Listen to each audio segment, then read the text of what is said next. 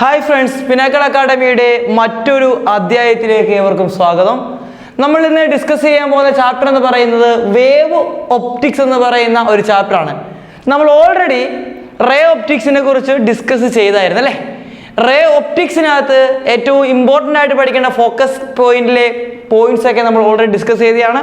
നമ്മൾ ഇന്ന് ഡിസ്കസ് ചെയ്യാൻ പോകുന്നത് വേവ് ഒപ്റ്റിക്സിനകത്ത് നമുക്ക് ഈ ചാപ്റ്ററിനകത്ത് ഫോക്കസ് പോയിന്റിൽ 3 കാര്യങ്ങളാണ് നമുക്ക് പഠിക്കാൻ അവർ പറഞ്ഞിരിക്കുന്നത്. ഒന്നാമത്തത് ഹൈഗൻസ് പ്രിൻസിപ്പിൾ, രണ്ടാമത്തത് refraction and reflection of plane wave using Huygens principle, then last one polarisation. ഇതിനകത്ത് എക്സാമിന് പ്രോബ്ലമായിട്ട് ചോദിക്കാൻ സാധ്യതയുള്ളത് പോളറൈസേഷനിൽ വരുന്ന മാലൂസ് ലോയും അതുപോലെ തന്നെ ബ്രൂസ്റ്റേഴ്സ് ലോയും പ്രോബ്ലമാറ്റിക് ആയിട്ട് ചോദിക്കാൻ സാധ്യതയുള്ളത്, ഉഡായിപ്പായിട്ട് ചോദിക്കാൻ സാധ്യതയുള്ളത്.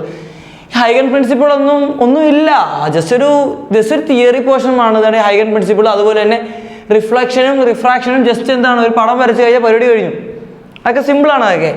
പിന്നെ ഇവിടെ നിന്ന് ഏറ്റവും ഇമ്പോർട്ടൻ്റ് ആയിട്ട് നിങ്ങൾക്ക് പഠിക്കേണ്ട കാര്യമായ ഇൻ്റർഫറൻസും ഡിഫ്രാക്ഷനും ഫോക്കസ് പോയിന്റിലേക്ക് എടുത്ത് കളഞ്ഞു. അതാണ് ഏറ്റവും ഈ ചാപ്റ്ററിനകത്ത് ഏറ്റവും മർമ്മപ്രധാനമായിട്ട് മിക്ക എക്സാമിനും ചോദിച്ചിരിക്കുന്നതും അവിടെ നിന്ന് തന്നെയാണ്. റിഫ്രാക്ഷനും ഡിഫ്രാക്ഷനും രണ്ടും ഫോക്കസ് പോയിന്റ് നിർത്തി എന്ത് ചെയ്തിരിക്കുകയാണ്, കളഞ്ഞിരിക്കുകയാണ്. ഓക്കെ, അപ്പോൾ നമുക്ക് ഉള്ളത് വെച്ച് ഓണം പോലെ എന്ന് പറയുന്ന ഒരു ഉള്ള കാര്യങ്ങളൊക്കെ എന്ത് ചെയ്യാം, നമുക്ക് ഫോക്കസ് പോയിന്റിലേക്ക് പഠിച്ചേക്കാം. ആദ്യം നമ്മൾ പഠിക്കാൻ പോകുന്നത് എന്താണ്, ഹൈഗൻ പ്രിൻസിപ്പിൾ ആണ്. ഈ ഹൈഗൻ പ്രിൻസിപ്പിൾ മുന്നോടിയായിട്ട് കുറച്ച് കാര്യം നിങ്ങൾക്ക് ഞാൻ എന്ത് ചെയ്യാം, പറഞ്ഞുതരാം. ആദ്യമായി നമുക്ക് വേവ് ഫ്രണ്ട് എന്താണെന്ന് നോക്കാം. ആരുടെ ഫ്രണ്ടാ? വേവിൻ്റെ ഫ്രണ്ട്. ഒരു വേവിൻ്റെ ഫ്രണ്ട് അല്ലെങ്കിൽ വേവ് ഫ്രണ്ട് എന്താണെന്ന് നോക്കാം. ഒരു സിമ്പിൾ എക്സാമ്പിൾ പറഞ്ഞാൽ വേവ് ഫ്രണ്ട് നിങ്ങൾക്ക് മനസ്സിലാവും. ഒരു കുളത്തിൽ കല്ലിട്ട് കഴിഞ്ഞാൽ അവിടെ ഒരു വട്ടത്തിൽ ഇങ്ങനെ പോകുന്ന സാധനം കണ്ടുണ്ടോ? അതിനെയാണ് നമ്മൾ എന്ത് വിളിക്കുന്നത്, വേവ് എന്ന് വിളിക്കുന്നത് അല്ലേ. ആ വട്ടം എന്ന് പറയുന്നതാണ് വേവ് ഫ്രണ്ട് എന്ന് പറയുന്നത്. അപ്പോൾ ഒരു ഐഡിയ മനസ്സിലായി കാണും വേവ് ഫ്രണ്ട് എന്താണെന്ന്. ആ വട്ടത്തിന്റെ പ്രത്യേകത എന്താണ്? ഒരു കുളത്തിൽ കല്ലിട്ട് കഴിയുമ്പോൾ അവിടെ ഒരു വട്ടം ഉണ്ടാകും അല്ലേ. ആ വട്ടത്തിന്റെ പ്രത്യേകത എന്താണ്? ആ വൃത്തത്തിലുള്ള എല്ലാ വാട്ടർ മോളിക്യൂളും ഒരേ ഫേസ് ഓഫ് വൈബ്രേഷനിലാണ്. നോക്കുക, ഒരു കുളത്തിൽ നമ്മൾ കല്ലിട്ട് കഴിഞ്ഞാൽ അവിടെ ഓളം ഉണ്ടാവും അല്ലേ. ഈ ഒരു സർക്കുലർ ഷേപ്പ് ഇവിടെ തന്നെ നിൽക്കുകയാണ് ചെയ്യുന്നത്. ഇത് കരയിലോട്ട് എന്ത് ചെയ്യും, മൂവ് ചെയ്യുന്നതായിട്ട് കാണാൻ പറ്റും. ഇപ്പം ഈ സർക്കിൾ എടുത്തു കഴിഞ്ഞാൽ ഈ സർക്കിളിലുള്ള വാട്ടർ മോളിക്യൂൾ എല്ലാം എന്തായിരിക്കും, മാക്സിമം ഡിസ്പ്ലേസ്മെന്റിലായിരിക്കും നിൽക്കുന്നത്. അല്ലെങ്കിൽ ഈ ഒരു പോർഷൻ നമ്മൾ കൺസിഡർ ചെയ്ത് കഴിഞ്ഞാൽ ഇവിടെയുള്ള എല്ലാ വാട്ടർ മോളിക്യൂളും എന്ത് ചെയ്യും, ഒരേ ഫേസിലായിരിക്കും എന്ത് ചെയ്യുന്നത്, വൈബ്രേറ്റ് ചെയ്യുന്നത്. അപ്പോൾ ഈക്വൽ ഡിസ്റ്റൻസ്, ഈ കുളത്തിൽ കല്ലിട്ടിരിക്കുന്ന ഈ കല്ലിൽ നിന്നുള്ള ഈക്വൽ ഡിസ്റ്റൻസിലുള്ള എല്ലാ മോളിക്യൂളും ഈക്വൽ ഡിസ്റ്റൻസിലുള്ള എല്ലാ മോളിക്യൂളും വൈബ്രേറ്റ് ചെയ്ത് എന്താണ്, ഒരേ ഫേസ് ഓഫ് എന്തായിരിക്കും, vibration, same phase of vibration ആയിരിക്കും അവിടെ ഉണ്ടാകുന്നത്. അപ്പോൾ അതുപോലെ തന്നെ നമ്മുടെ വേവ്, ലൈറ്റ് നമ്മളിവിടെ എന്തായിട്ട് എടുക്കുന്നത്, വേവ് ആയിട്ട് എടുക്കുന്നത്. ലൈറ്റ് വേവിൻ്റെ സ്വഭാവം കാണിക്കുന്നുണ്ട്. ലൈറ്റ് എന്ന് വെച്ചാൽ ഒരു ഇലക്ട്രോ മാഗ്നറ്റിക് എന്താണ്, വേവ് ആണ് നമ്മുടെ ലൈറ്റ് എന്ന് പറയുന്നത്. നമ്മൾ റേ ഒപ്റ്റിക്സിനകത്ത് കോർപ്പസ്കുലാർ തിയറി ലൈറ്റിനെ നമ്മൾ റേ ആയിട്ടാണ് സങ്കല്പിച്ചതെങ്കിൽ നമ്മൾ ഇവിടെ വേവിൽ വരുമ്പോൾ ലൈറ്റിനെ നമ്മൾ വേവ് ആയിട്ടാണ് സങ്കല്പിക്കുന്നത്. വേവ് ഒപ്റ്റിക്സ്, റേ ഒപ്റ്റിക്സിനകത്ത് സർ ഐസക് ന്യൂട്ടന്റെ കോർപ്പസ്കുലാർ തിയറിയാണ് നമ്മൾ എന്ത് ചെയ്യുന്നത്, യൂസ് ചെയ്യുന്നതെങ്കിൽ നമ്മൾ നേരെ ഇങ്ങോട്ട് വരുമ്പോൾ നേരെ ഹൈഗൻ പ്രിൻസിപ്പിളിലോട്ട് വരികയാണ്. വേവ് ഒപ്റ്റിക്സ്, ലൈറ്റ് എന്തായിട്ടാണ് ആക്ട് ചെയ്യുന്നത്, വേവ് ആയിട്ടാണ് ആക്ട് ചെയ്യുന്നത്. ലൈറ്റിന് എന്ത് ചെയ്യാനുള്ള കഴിവുണ്ട്, ലൈറ്റിന് മിക്സ് ചെയ്യാനുള്ള കഴിവുണ്ട്. സാധാരണ വേവുകളെ പോലെ ലൈറ്റിന് കൂടിക്കലരാനുള്ള കഴിവുണ്ട്. അതുപോലെ തന്നെ ലൈറ്റിന് ബെൻഡ് ചെയ്യാനുള്ള കഴിവുണ്ട്. ആ ലൈറ്റിന്റെ ബെൻഡിങ് ഫിനോമിനെ വിളിക്കുന്ന പേരാണ് ഡിഫ്രാക്ഷൻ, മറ്റേത് ഇന്റർഫറൻസ്. ലൈറ്റ് എന്ത് വേവിന്റെ നേച്ചറാണ് കാണിക്കുന്നത്, ട്രാൻസ്വേഴ്സ് വേവിന്റെ നേച്ചറാണ് കാണിക്കുന്നത്. അപ്പൊ ലൈറ്റ് ട്രാൻസ്വേഴ്സ് നേച്ചർ കാണിക്കുന്നുണ്ട്, അത് പറയുന്നതാണ് പോളറൈസേഷൻ. ഇത്രയും കാര്യങ്ങളാണ് ഈ ചാപ്റ്ററിൽ പഠിക്കാനുള്ളത്. ഇതിനകത്ത് ഇന്റർഫറൻസും ഡിഫ്രാക്ഷൻ നമുക്ക് പഠിക്കാനില്ല. Young's single slit experiment and Young's double slit experiment focus പോയിന്റിൽ പറയുന്നില്ല, പക്ഷെ അത് പഠിച്ചിട്ട് പോവുക, അവിടുന്ന് ചോദ്യം ചോദിക്കാൻ സാധ്യത കൂടുതലാണ്. അപ്പോൾ നമ്മുടെ ഫോക്കസ് പോയിന്റ് മാത്രം നമ്മൾ ഡിസ്കസ് ചെയ്യുന്നുണ്ട് തന്നെ നമുക്ക് പോളറൈസേഷനിലോട്ട് പോകാം. പോളറൈസേഷനകത്ത് നമ്മൾ ആദ്യമായി എന്താണ് അൺപോളറൈസ്ഡ് ലൈറ്റ് എന്ന് അറിഞ്ഞിരിക്കണം. സാധാരണ ഒരു ഓർഡിനറി ലൈറ്റിനകത്ത് നമുക്കറിയാം വൈബ്രേഷൻസ് ഉണ്ടല്ലേ, ഇലക്ട്രിക് ഫീൽഡിന്റെയും മാഗ്നറ്റിക് ഫീൽഡിന്റെയും വൈബ്രേഷൻ. നമുക്കറിയാം ഒരു ലൈറ്റ് എന്ന് പറയുന്ന ഇലക്ട്രോ മാഗ്നറ്റിക് വേവ് ആയതുകൊണ്ട് തന്നെ അതിനകത്ത് ഇലക്ട്രിക് ഫീൽഡിന്റെയും മാഗ്നറ്റിക് ഫീൽഡിന്റെയും വൈബ്രേഷൻ എന്ന് പറയുന്നത് മ്യൂച്വലി പെർപെൻഡിക്കുലർ ഡയറക്ഷനിലാണ്. നമ്മൾ ഇലക്ട്രോ മാഗ്നറ്റിക് വേവ് എന്ന് പറയുന്ന ചാപ്റ്ററിൽ കുറച്ച് മുമ്പ് നമ്മൾ ഡിസ്കസ് ചെയ്ത കാര്യമാണ്. അപ്പോൾ ഒരു ഓർഡിനറി ലൈറ്റ് എടുത്തു കഴിഞ്ഞാൽ ആ ലൈറ്റ് പ്രൊപ്പഗേറ്റ് ചെയ്യുന്ന ഡയറക്ഷൻ ഇങ്ങോട്ടേക്കാണെങ്കിൽ അതിന് ഇലക്ട്രിക് ഫീൽഡ് വെക്ടറിന്റെ വൈബ്രേഷൻ ഉണ്ടായിരിക്കും, അതുപോലെ തന്നെ മാഗ്നറ്റിക് ഫീൽഡ് വെക്ടറിന്റെ വൈബ്രേഷൻ, രണ്ടുപേരും മ്യൂച്വലി പെർപെൻഡിക്കുലർ ആയിരിക്കും.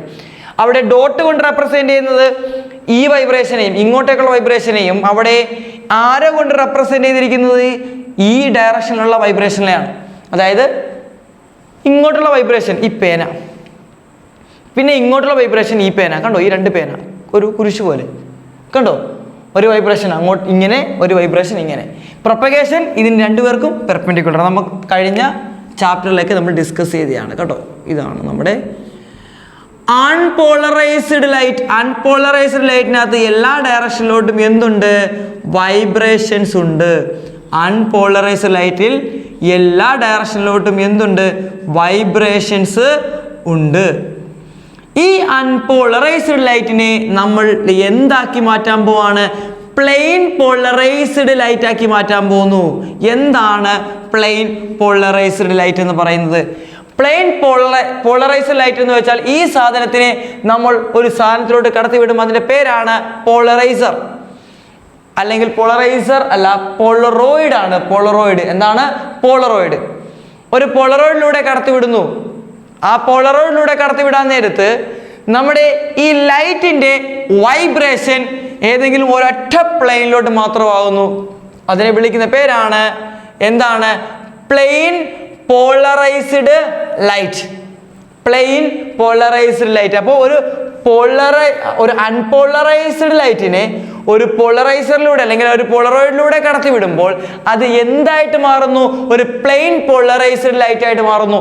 നമ്മൾ പോളറോയിഡിനെ നമ്മൾ ഡിനോട്ട് ചെയ്യുന്നത് നമ്മുടെ ബെൻസീൻ്റെ സ്ട്രക്ചർ പോലത്തെ സ്ട്രക്ചർ കൊണ്ടാണ്. നമ്മൾ പോളറോയിഡായിട്ട് ഉപയോഗിക്കുന്നത് ക്വാർട്സ് ക്രിസ്റ്റലാണ്. നമ്മൾ എന്തായിട്ട് ഉപയോഗിക്കുന്നത്? പോളറോയിഡായിട്ട് നമ്മൾ ഉപയോഗിക്കുന്നത് ക്വാർട്സിൻ്റെ എന്താണ്? ക്രിസ്റ്റലാണ്. നമ്മൾ പോളറോയിഡായിട്ട് നമ്മൾ എന്ത് ചെയ്യുന്നു മക്കളെ? ഉപയോഗിക്കുന്നത്. അപ്പോൾ നമ്മുടെ ഒരു അൺപോളറൈസ്ഡ് ലൈറ്റ് എന്നെ വിളിക്കുന്ന പേരെന്താണ്? പോളറൈസർ. ഒരു പോളറൈസറിലൂടെ കടന്നു പോകുമ്പോൾ അത് പ്ലെയിൻ പോളറൈസ്ഡ് ലൈറ്റ് ആയിട്ട് മാറും. എന്താണ് പ്ലെയിൻ പോളറൈസ്ഡ് ലൈറ്റ് എന്ന് പറയുന്നത്? നമ്മളിപ്പോൾ മനസ്സിലാക്കി ഇവിടെ രണ്ട് ആക്സസിലൂടെ വൈബ്രേഷൻ ഉണ്ട്. ഒരു പ്ലെയിൻ പോളറൈസ്ഡ് ലൈറ്റിന്റെ ഒരൊറ്റ സിംഗിൾ പ്ലെയിനിലൂടെ മാത്രമേ വൈബ്രേഷൻ കാണത്തുള്ളൂ. ഫോർ എക്സാമ്പിൾ,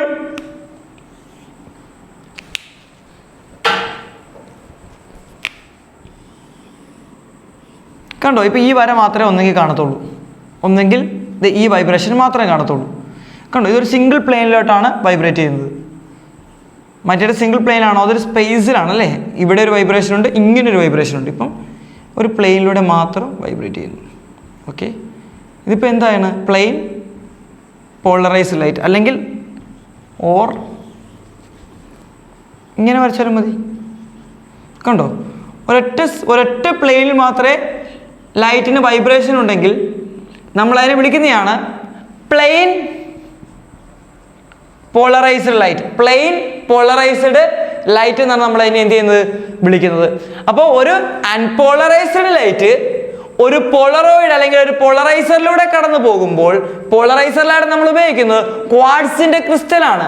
ക്വാർട്സ് ക്രിസ്റ്റലാണ് നമ്മൾ ഉപയോഗിക്കുന്നത്. ക്വാർട്സിന്റെ ക്രിസ്റ്റലാണ് നമ്മൾ എന്തായിട്ട് ഉപയോഗിക്കുന്നത്? പോളറോയിഡ് ആയിട്ട് അല്ലെങ്കിൽ പോളറൈസർ ആയിട്ട് നമ്മൾ എന്ത് ചെയ്യുന്നത്?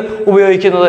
അപ്പോൾ ഒരു അൺപോളറൈസ്ഡ് ലൈറ്റ് ഒരു പോളറോയിഡിലൂടെ കടന്നു പോകുമ്പോൾ അത് ഒരു പ്ലെയിൻ പോളറൈസ്ഡ് ലൈറ്റ് ആയിട്ട് മാറുന്നു.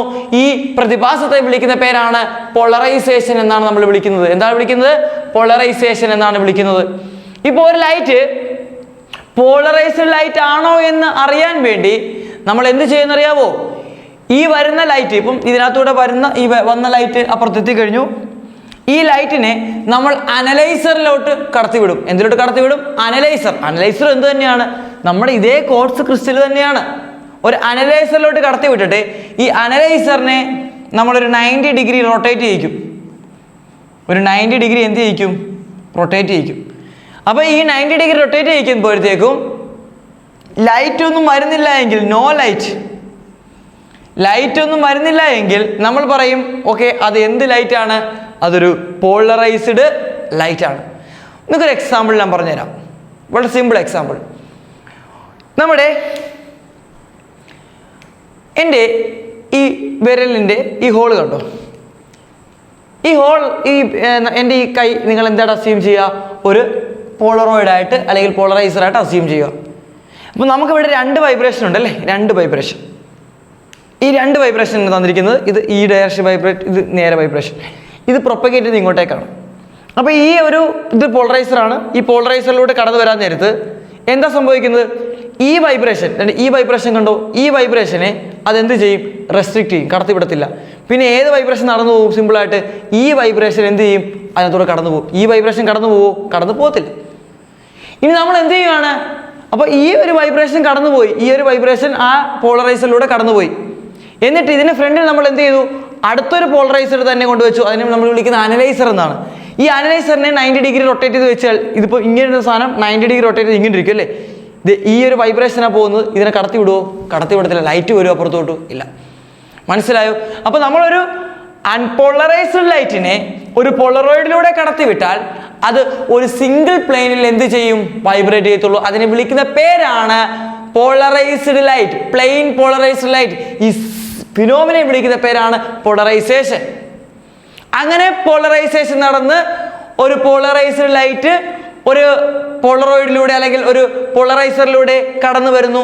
ആ ലൈറ്റിനെ മറ്റൊരു ക്വാർട്സ് ക്രിസ്റ്റൽ ഉപയോഗിച്ച് അതിനെ വിളിക്കുന്ന പേരെന്താ? അനലൈസർ. രണ്ടും ഒരേ സാധനം തന്നെ കേട്ടോ. ഈ അനലൈസറിനെ നമ്മൾ റൊട്ടേറ്റ് ചെയ്ത് 90 ഡിഗ്രി കൊണ്ടുവെക്കും.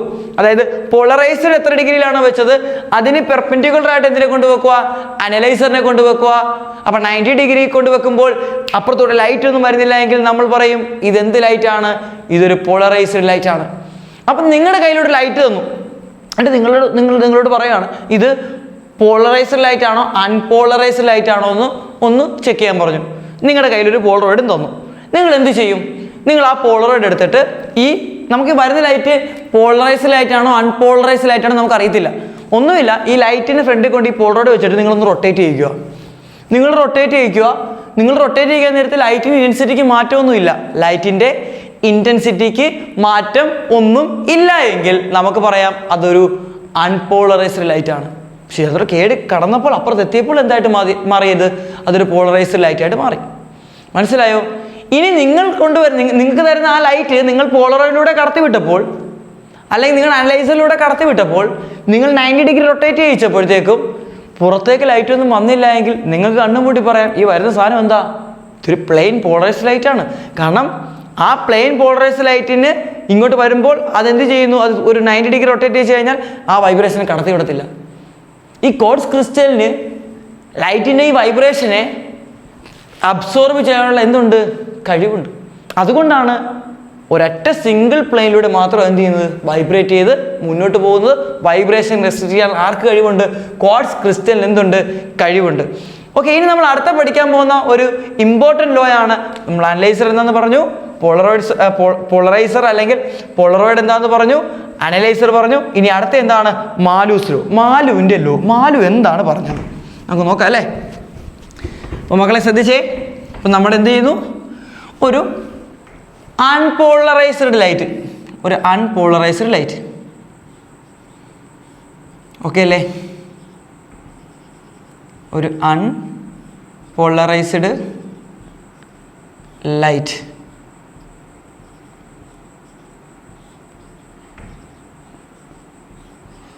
നമ്മുടെ പോളറോയിഡിലൂടെ കടന്നു പോകുന്നു. അങ്ങനെ ഇവിടെ ലൈറ്റ് കിട്ടി. ഈ വൈബ്രേഷൻ മാത്രമേ കടത്തി വിട്ടുള്ളൂ, മറ്റേ വൈബ്രേഷനെ റെസ്ട്രിക്റ്റ് ചെയ്തു.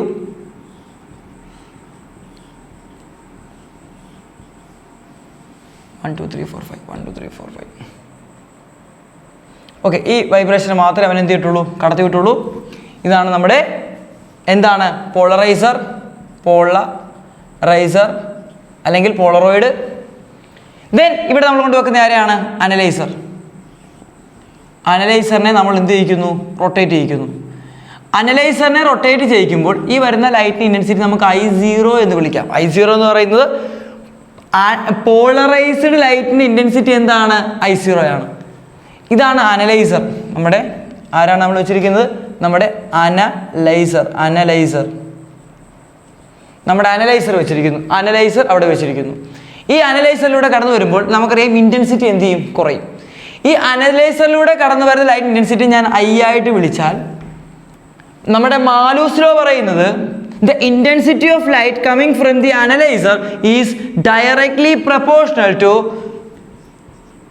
square of cos square of എന്താണ്? Angle between Polaroid and analyser.